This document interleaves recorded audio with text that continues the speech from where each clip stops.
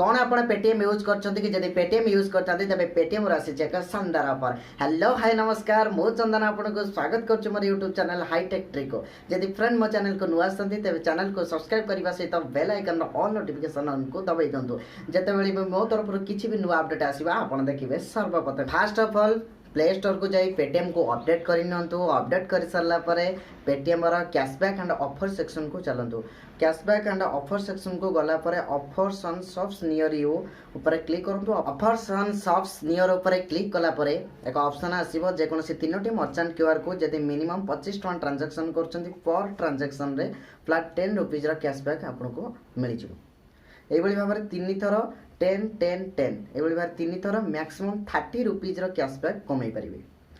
But को account रे flat 30 rupees रो cashback देखाए तो को अकाउंट रे फ्लैट 50 रुपीज। हमारा टर्म एंड कंडीशन रही जे गोटे दिन रे गोटे ट्रांजैक्शन को काउंट करि पारिबे। सो तीन दिन रे तीनोटी ट्रांजैक्शन को काउंट करी फ्लैट 30 रुपीज और फ्लैट 50 रुपीज रो कैशबैक को कलेक्ट करनी।